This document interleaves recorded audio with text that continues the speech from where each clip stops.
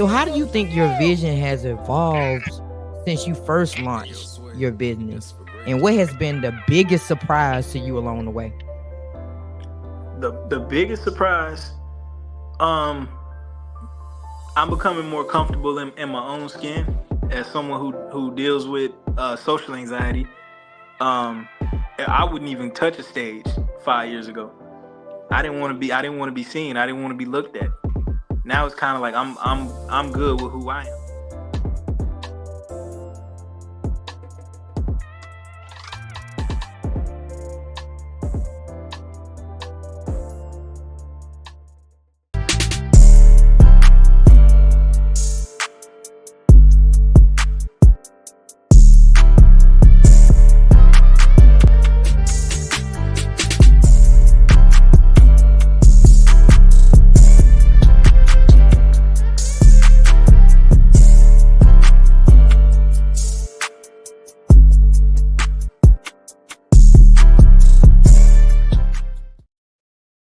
Welcome back to another episode of Breaking the Silence, where you can unleash your inner voice.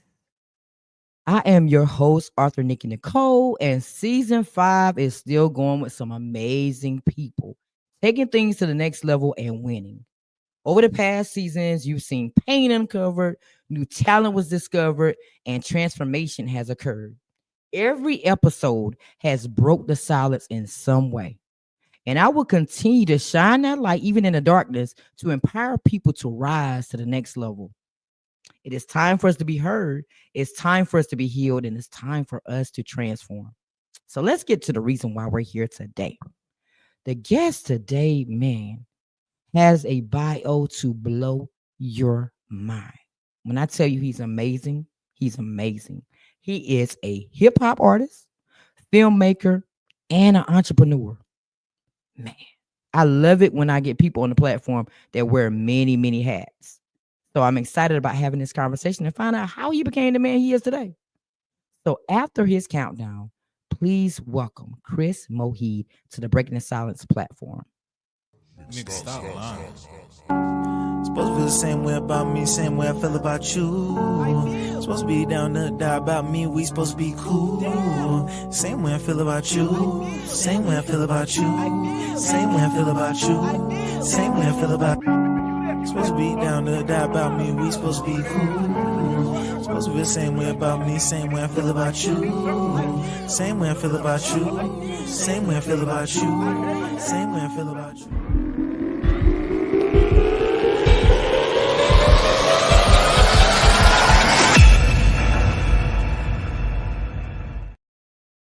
What's up? What's up? What's happening? How you doing? How you doing?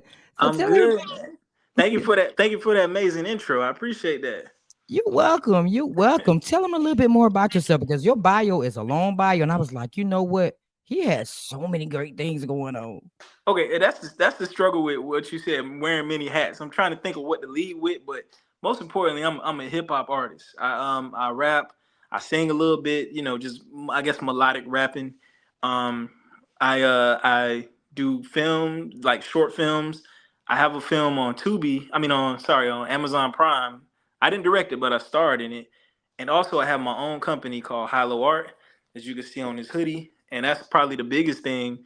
We host a interview show where we interview local artists and allow them a platform to perform, and also an open mic. Like so, when the people that we interview are done performing, it's open mic, so the whole community can come through and get on stage. So we trying to shine light on other people in the community too.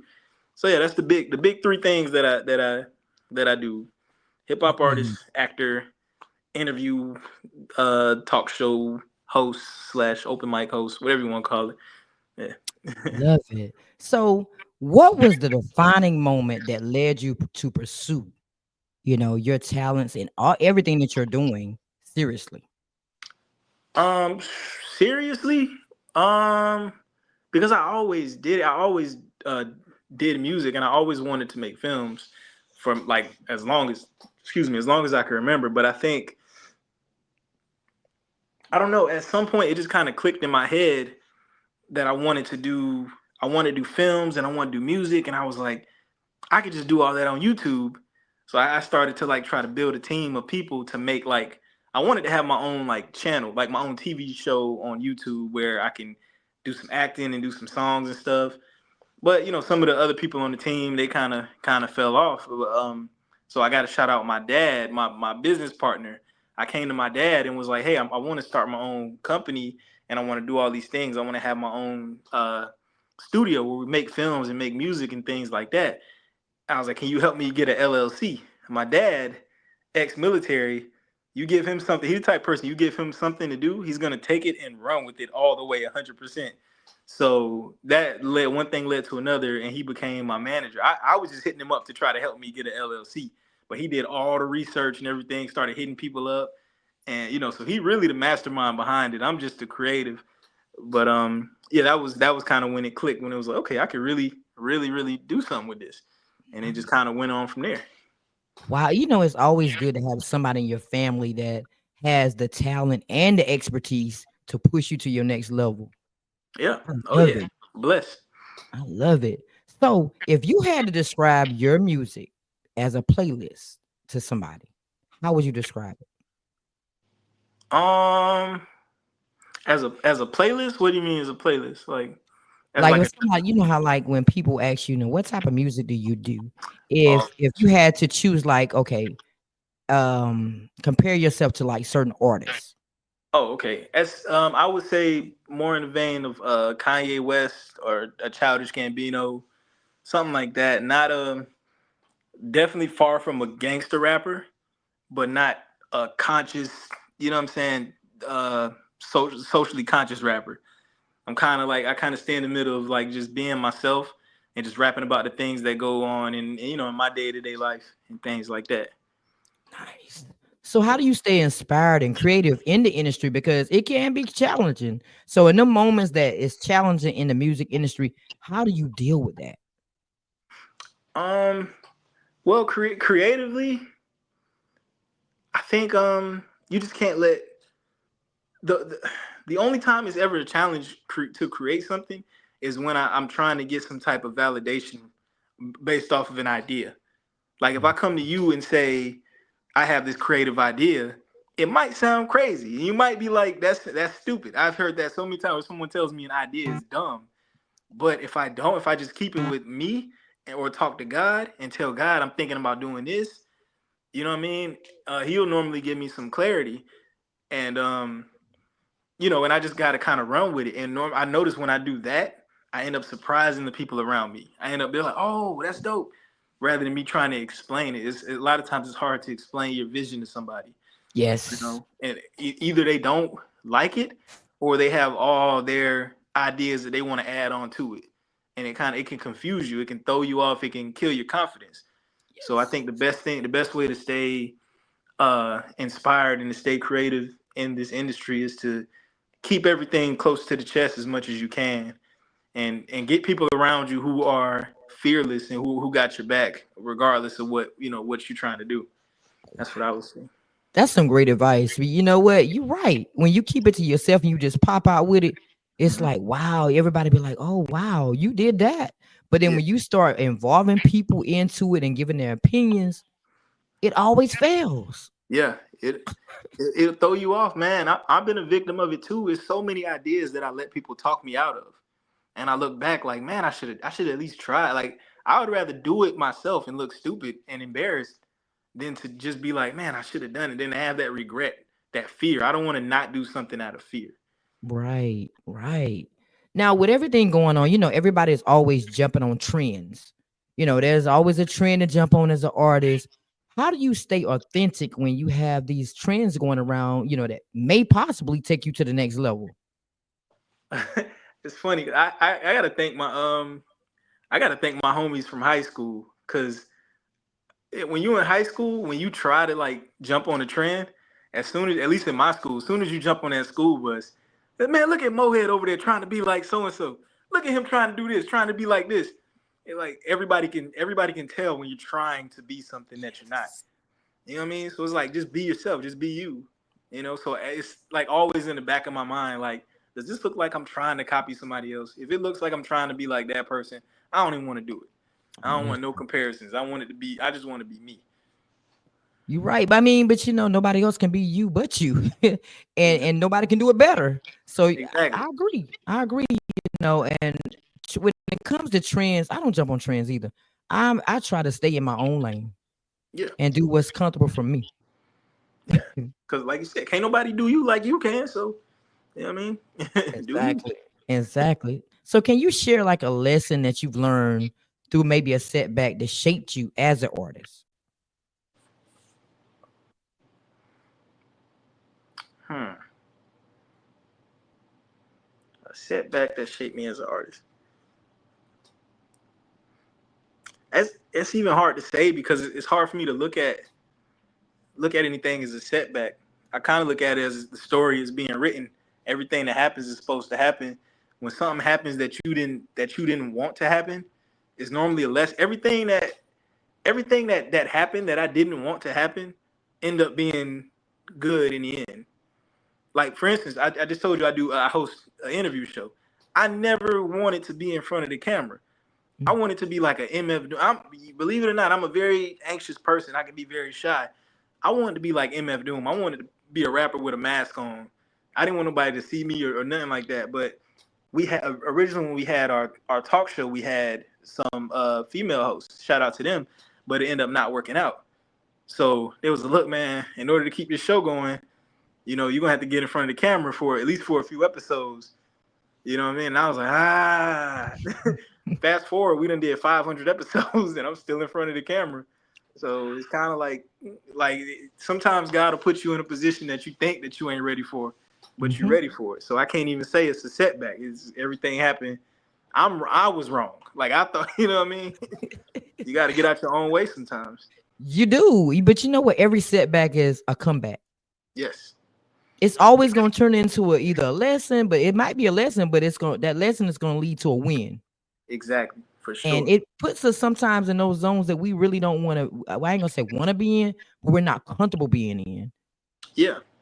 Yeah, I mean, I got a bunch of examples. Like, it's been so many different iterations of my team, Hollow Art, where people will come and go, and at the time, it might feel like a setback, it might feel like a loss, but ultimately, you realize like they just wasn't meant to be on this journey no more with you, and That's it. it got to go that way sometimes. That's it. So, who are some of your biggest influences in the music industry? I'm glad you asked. I always got to shout out Outkast. Outkast probably number one. Um, over Outkast is probably uh George Clinton, like Funkadelic. Mm-hmm. And I said Childish Gambino, Kanye West, Ti, um, Frank Ocean, Tyler the Creator. There's a lot, man. I have a lot of influences, a lot of influence. UGK, you know. Nice. You got an old head, a whole old school head too. I mean, I'm older than I look now. Well, we're gonna play a snippet of one of your songs, and we're gonna come back and we're gonna talk about the creative process behind that song. Okay. All right. Nigga, stop lying. Supposed to feel the same way about me, same way I feel about you. Supposed to be down to die about me, we supposed to be cool. Same way I feel about you, same way I feel about you, same way I feel about you, same way I feel about you. Supposed to be down to die about me, we supposed to be cool. Supposed to be the same way about me, same way I feel about you. Same way I feel about you, same way I feel about you, same way I feel about you. All right. So take me back to the creative process of that song and why that song exists. Okay, so first and foremost, I got to shout out my brother. Been one of my best friends since high school, and since I started doing music, he's been kind of like a producer. So the way a lot of my songs come about is me and him having conversations. I'll tell him something that's just going on in my life, and he'll end up sending me a beat with like a hook on it, and like it's like he'll take on whatever I was worried about and put it into the music and send it to me. So in that particular song, I had talked to him about, people around me that been lying and talking about me behind my back and stuff. That's why I was like, you supposed to feel the same way about me. We supposed to be cool. Um, the song line.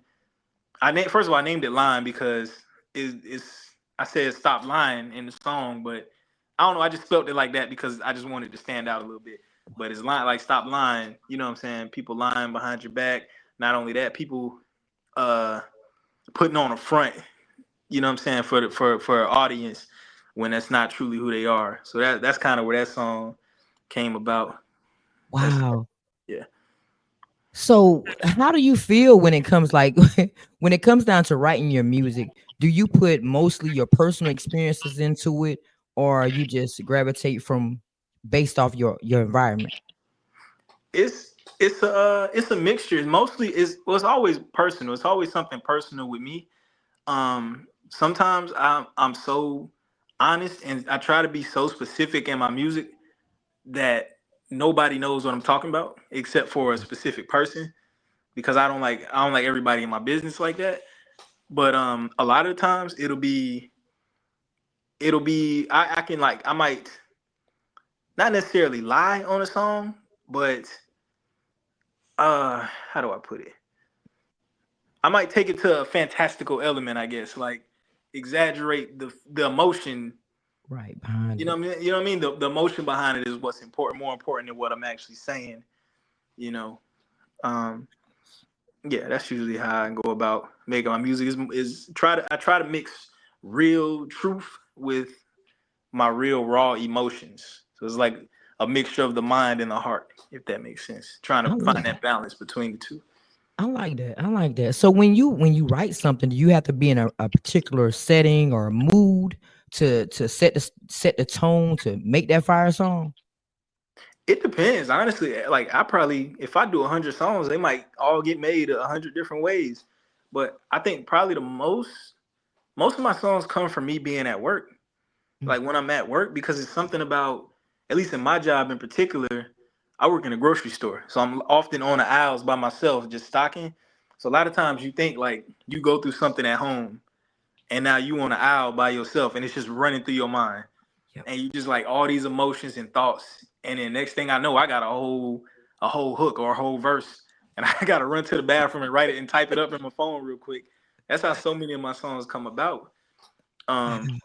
yeah, a lot of times, like if you hear me singing, like that intro and that the song we just played in line, I was just like freestyling. If you hear me singing, I don't even think about what I'm gonna say or nothing. I just cut the beat on and just start freestyling. But when I'm actually like when you hear me actually like spitting, I wrote that. I wrote all that. With all of it. Wow. So you can freestyle too. No, let me say that one more time. if if I'm really feeling it and it's like a melody, I can kind of You freestyle a can song, freestyle. like sing a little bit, like just you know what I mean. But if it's something intricate that I'm trying to write, like some bars, Get a I point can't. I across. can't. Yeah, I can't do that. That's Wow. supposed to be cool. That's easy to do, you know. So listen, surprisingly enough, I'm from South Carolina too. I was Hey, born and raised in South Carolina. So what with that part? being Mullen, South Carolina, Mullen. I heard of Mullen.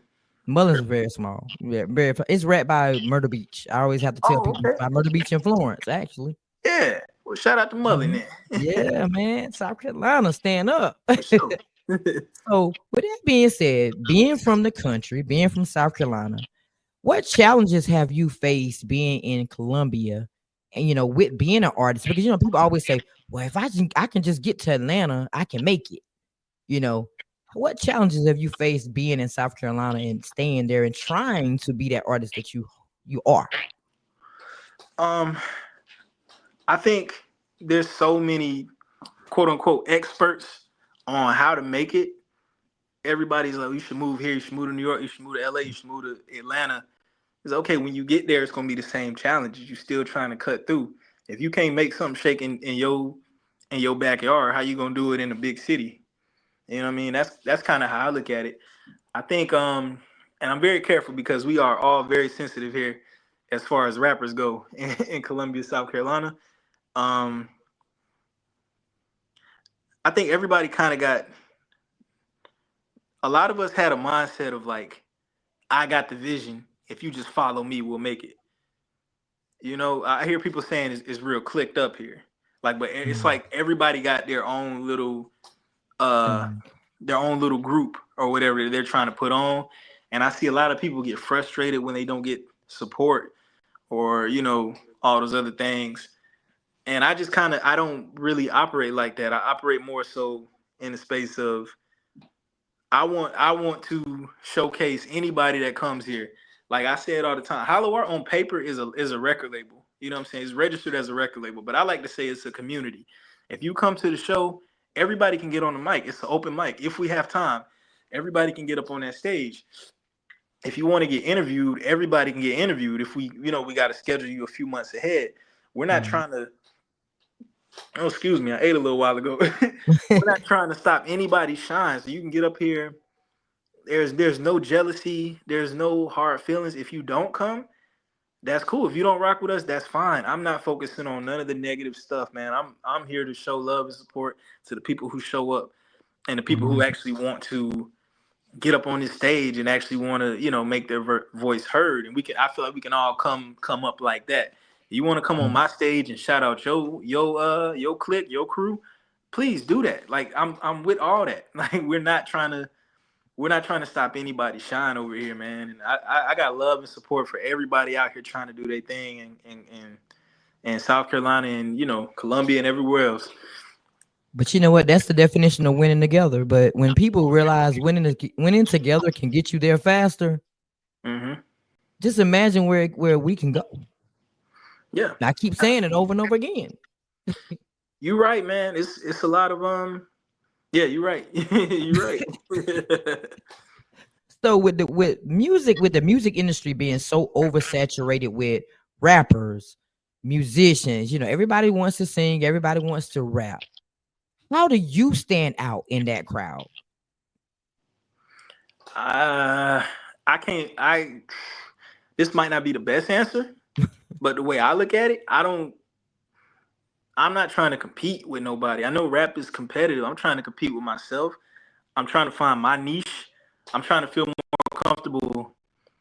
Not more comfortable. I'm trying to be myself more. I'm trying to give you more of me. Like that's how I kind of look at it. Instead of saying like, how can I how can I stand out in this group of people?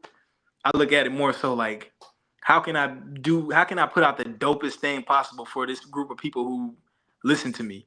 Even if it's 10, 20 of y'all. You know what I mean? Y'all really rock with me. So I'm gonna do the most weird, coolest, craziest thing that I can think of and just do it with confidence to try to impress y'all rather than Mhm. trying to reach this crowd. And with the hopes that the people who do rock with me, this little bit of people here, will go tell a friend and tell a friend and tell a friend. That might not be the best way to make money, but I feel like that's the best way to build a strong core. Like I Yes. said, my favorite artist is Outkast, Kanye. There's nothing, whether you agree with his political views or not, there's nothing this man can say, obviously, that'll turn his fans away from him. Because he's always true to himself no matter what. And I think if not taking it to that extreme, some of the things he say, but if I could just find that confidence in me to be myself and just put out the best version of me that I can for the people that love me and rock with me, I feel like I will be unstoppable. Unstoppable. You were right. Unstoppable. So Hmm. I always ask every artist that come across the stage, if you had to choose, which a lot of people can't choose, I feel like it goes hand in hand to a certain degree. But if I listen to a song, the first thing I hear is the beat, of course. Then, once the beat plays, you're gonna hear the lyrics eventually. But if that beat is trash in the beginning, I'm skipping the song. So what is the most important element to you between lyrics and beat? Beat gotta come first. Like you said, the beat gotta come first. It don't matter what you're saying if the music don't sound. This is a music genre. Like you know what I mean? We're making music. So the music gotta come first. You It's know what I got to. mean? It's But got to. the words can and then the music can elevate the words, you know? Exactly. Exactly. That's what Yeah. I said. But eventually they're gonna come together. But Yeah. the beat is what draws you in to that song. Yep. Yep. And sometimes the beat could just be so amazing that you like, man, I gotta step my pen up. I gotta step my pen up. Okay. I gotta go a little harder. Exactly. Exactly. So we're gonna play another snippet of one of your songs, and we're gonna be right back and talk about the creative process for that one. All right, cool. Sensitive. Why everybody so sensitive? Does anybody even give a shit? We feeling babies up with medicine. Yeah. Ooh, ooh, sipping on juice, sitting in the coupe, thinking about school, thinking about you. Bitch come through, sniffing on blue, sniffing on boosh, sip Mountain Dew. Bottle shook up after words poured up in a styrofoam cup till it turns dark blue. Move too slow when I miss my bus, woke my mom. You Yeah, almost yeah. caught me bouncing. I like that song. I'm not gonna lie. The Yeah, beat, appreciate it. it's the beat for me on that one. And I started listening to the lyrics. I was like, yes. So take me back to the creative process for that song. For once again, shout out to my brother Randy, man. Me and him said it's funny because like you hear that beat and you know it's like an organ in it, right? Me and Randy, we both kind of like weirdos and stuff, but I think I listen to a little more trap music than he does. And I told him, man, I want some organs in my song, in my beat, like Zaytoven and Gucci Man. And then I could tell he didn't know what I was talking about. He listened to something and he tried to put some organs in it and end up sounding all creepy like that. But that was like that's how the beat came about with the organs and stuff. But Nice. the song and the lyrics, it's I'm gonna take you back to when I was 9 years old. I was getting in trouble in school. I couldn't focus. Even to this day, it's hard for me to stay on topic. But I went to the therapist, doctor, or whatever, and they told me I had ADD, and they gave me medicine for it. I told my mom I didn't like the medicine. She told me I can get off of the medicine. So that song was me kind of like just letting my mind go free. Like if you could tell, like none of the lyrics on the hook, they don't really tie together to anything. I'm just talking about whatever I see, right? And then on the hook I say, why is everybody so sensitive? Because we fill the babies up with medicine. It's like as a kid, as soon as you find out there's something wrong with your kid or your kid is being wild in class, the first thought is to medicate it. And I feel like that carries on into adulthood. As soon as you get a little bit of like depression or something, we medicate it. A lot of times we medicate it with the wrong thing, with drugs and alcohol. And and I just kind of feel like that it makes us more sensitive to, makes us more sensitive to things when we feel like we have to medicate all our emotions instead of just letting our emotions happen. And so yeah, so the verses is just me letting my mind go free, just talking about, whatever's on my mind, talking about being in school, talking about people on drugs and alcohol and stuff like that. And then the hook is me kind of tying it together, saying like this is why we all so sensitive. And shout out to my mom. Thank my mom for, not drugging me up when I was a 9-year-old kid bouncing off the walls. Nice. I love it. I didn't expect that meaning, but that's deep. Oh yeah. That's deep. That's deep. I didn't expect that meaning. Wow. So if Mhm. you could collaborate with any artist, living or dead, who would it be?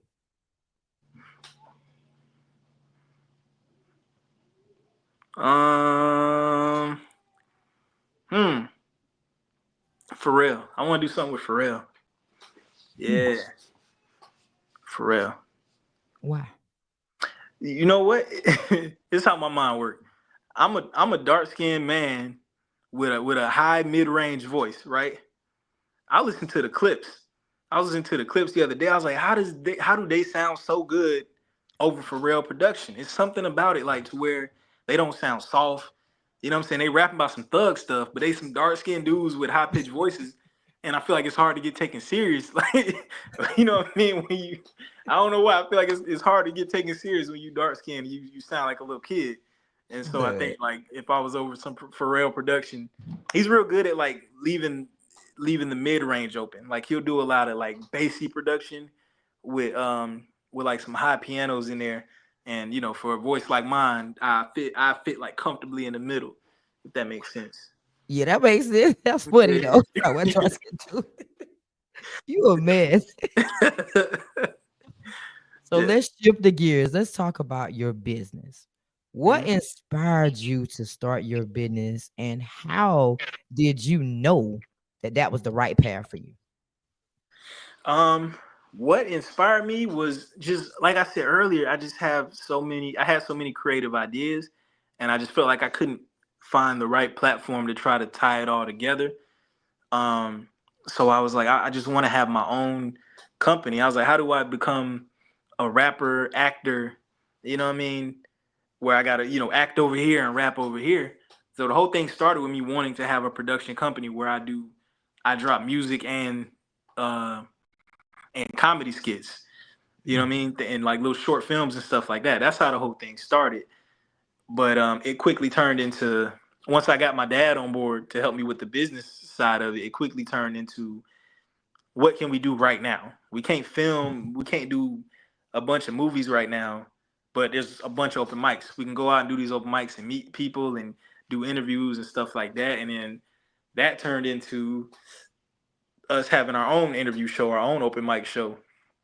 You know what I mean? And then what really inspired me to have my own business was just wanting to own it myself, own my own art, instead of trying so hard to find somebody else to come in and take pieces of take pieces of me and tell me what to do and when to do it.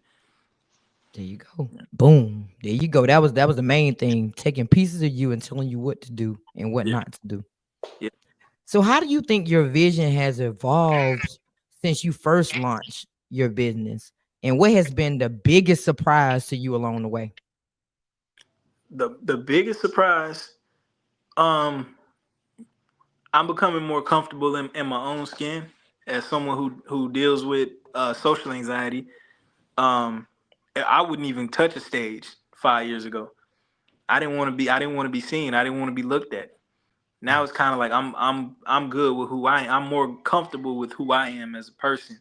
And even my story, I felt some type of shame in being a kid who grew up privileged. You know what I mean? Grew up with both parents, with Mhm. not coming from the hood and stuff like that. People around you, the wrong people can make you feel like that's something to be ashamed of. Right. And that's over time. I just learned, like, just be me, man. And if somebody don't rock with that, they don't have to be around you. Like, find somebody who rock with it. That's it. I like that. I like that. But being privileged and having both of your parents, that's not a bad thing. Right. That's But a great thing. yeah, but as I swear, somewhere in childhood and teenage years, people planted in your head to, like, that is not a good thing. That, like, it's something to be ashamed of. And then you start doing stuff to try to make yourself look tougher. And it's like, you And don't got to do all that. But you right. You yeah, right. You start, not being authentic and trying to be like other people and fit in. Been there, done that. yeah, Been there, done that. exactly. So, as a business entrepreneur, as an entrepreneur, how do you define success, and how has that definition of success changed for you over time? I think when I was younger, the definition of success was um, just money, being rich or being popular and stuff. But I think now the goal that I'm shooting for, the definition of success for me would be to make this my full-time job. You know what I mean? I work a full-time job, got a wife and a kid, and then I still do this. You know what I mean? I still got to do this. But if I could do this full time, that would be the ultimate. That would be the most beautiful thing in the world, man. Like, that's success to me. Like, to make this be my full-time job. But they say when you're doing something that you love to do, you'll never work another day in your life. That is so true, Exactly. though. Exactly. That's true because when I became a full time podcaster, it was like another level of freedom. Oh yeah. You just Love live it. your life. What? So Living how did life. that? When did that shift happen? Where you became full? Well, let's see. I've been full time maybe a good, I don't know, it's been a little while. It's been months though. It's been maybe about 4 or 5 months. Congratulations. I love to Thank see it. you. I love Thank it. you. It's only a few of y'all, man. It's only a few people out here that I get to come in contact with who are doing their dreams full time. Like, it's a beautiful thing. I love to see it. It is. It's like stepping into freedom. I'm telling you, when you can make your own schedule and be your own boss and do things that when you want to do things, and it opens more doors for you Mm. because now you have all this free time. But believe me, that time will get filled up fast when you become full time. You be like, Oh, okay, I believe it. I believe it. I'm ready for it though. I can't wait. you're gonna get there. Trust me. You can one day at a time. You're gonna get there. Trust me. So, what message or legacy do you hope to leave behind for those that look up to you? Um, don't be afraid. Because fear don't come from God. Don't be ashamed, of who you are. Um,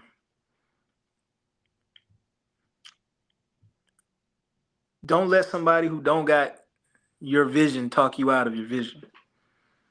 Most importantly, I truly believe in God. I believe that God gives everybody a purpose. And I think that you got to find your purpose. I feel like everybody knows what their purpose is. Don't ignore that. Don't ignore that feeling. You know what I mean? Go with that gut feeling. That's you. I truly believe that. I Yes. love it. I love it. But you know what? People don't believe in legacies like they used to. When you have children, you want to leave them something. You want them to be proud of you. You want them to have something to stand on when you're gone. Yeah. So, it's just your whole life, shifts when you have people that are looking up to you like those young people. Like me, I have kids, a grandchild. So I'm looking like, yeah, I want them to be proud. I want them to know who I am and what I stand for. So yeah, Absolutely. legacy is important. So, Absolutely. so my final question for you before we go to your spotlight. If you could give just a little bit of advice to your younger self, what would it be? Especially, with your journey as an entrepreneur, your journey as an artist, and your journey as a filmmaker, what advice would you give them? Um, plant them seeds, man. Plant them seeds because don't give up on piano, man. Don't give up on guitar. Don't give up on skateboarding because if you do it right now, 10, 15 years from now, you'll be a mastermind behind it. You're going to be wishing you did it back then. So keep up with it. It seemed like work now, but it's only going to get easier and you're going to be amazing. You're going to be a phenom, man. Just keep going with it. Um, and figure out what's important. Figure out what is your if you're doing it just to try to look cool for your friends is not gonna work, man. Like figure out why are you doing this? Why do you really want to do this? Figure that out right now. That's my advice from my younger self. But when you look back over your life and you're like, you know what, dang, if I wouldn't have did this, I would have been here faster. Yeah. I made Yeah. a lot of mistakes. Yeah. I always say plant them seeds, man, so you can eat from them when you get older. You don't want to be trying to plant seeds in your late 20s, early 30s. You know what I mean? You Exactly. plant them when you 16, 17. Go ahead, do it now. Exactly. We'd be a whole lot further if we thought that way at our Yeah. young selves. Yep. So now is the time for you to shine. I'm gonna do your countdown again. And when the countdown ends, you're gonna be on the platform by yourself. This is your time to tell everybody where to find those amazing films, your music, to connect with you for open mic, what's up coming up next for you in the year of 2025, all the good stuff. So I'm gonna do your countdown, and the show is on you. All right. Thank you. Nigga, Appreciate it. stop lying. Supposed to feel the same way about me, same way I feel about you. Supposed to be down to die about me, we supposed to be cool. Same way I feel about you, same way I feel about you, same way I feel about you, same way I feel about you. Supposed to be down to die about me, we supposed to be cool. Supposed to feel the same way about me, same way I feel about you. Same way I feel about you, same way I feel about you, same way I feel about you.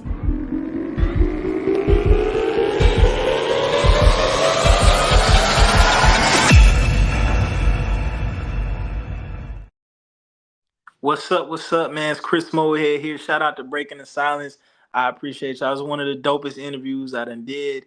You can find me on Instagram and Facebook at Chris Mohead, ChrisMohead. Make sure when you follow me, you follow Hylo Art. That's HYLOART on Facebook and Instagram. And you can catch all our interviews that we do every week um, on Hylo Art YouTube page. So make sure you like and make sure you subscribe and make sure you like the videos. Leave a comment. Let us know how we doing. And also you can check out my short films. I got a couple short films. I got a bunch of comedy skits, on the Hollow Art page. I got two short films that I did. One is called Good Grief.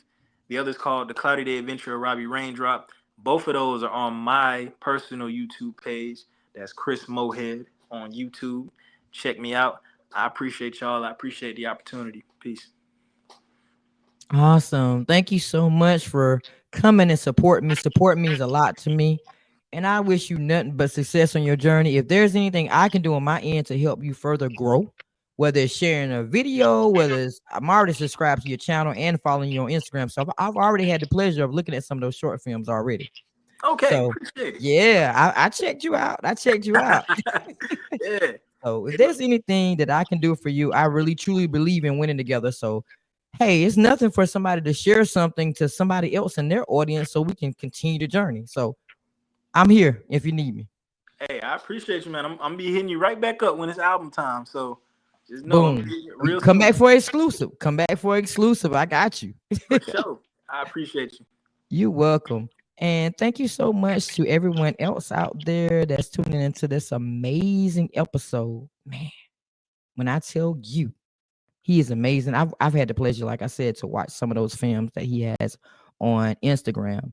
And man, he's doing it big, y'all. He's doing it big. So y'all make sure y'all check out his journey on Instagram. He's also on Facebook as well. And I hope that our conversation today brought you some type of insight, encouragement, maybe a reminder that, you can still achieve whatever your heart desires. So as we continue on this journey, remember that your voice matters, your life matters, and no matter what you are trying to accomplish, just do it. That's it. Just do it. So I encourage you to reflect, share, and continue to break the silence in your own lives. Until next time, later. I can see you through the smoke. Yeah, I can smell you through the bullshit. Yeah, and you know what the All right, truth. we here with Chris Mohead, man, on the mic. What's up, man? Let me ask you, what does being on the mic actually mean for you? Being on the mic is a opportunity to express myself, and you know what I'm saying. I always look at music like a language. You know what I'm saying. So I'm just speaking, telling my story in my own language. That's what being on the mic is for me. Bad. What other avenues has music opened up for you? Music put me in contact with a lot of like filmmakers, models, actors, just the world of entertainment, man. We all kind of, once again, speak that same language. We all just creatives trying to tell our stories, and music just kind of, you know what I'm saying, open that up for me. For the people that don't know about Chris Mohead, tell them something about you that'll get them more intrigued or make them look you up. Okay, my name is Chris Mohead. I'm CEO of Hollow Art Entertainment. Me and Duke Mohead run that together, and we do open mic on off of 2 Notch at my house, and we all about building this community of local artists here in Columbia and surrounding areas, and we all about spreading love, man, and check us out and see what we about, man. Hollow Art, Chris Mohead. That's me, but make sure you check out Hollow Art. That's the community, so yeah. And one last question. What is something that the South Carolina industry needs?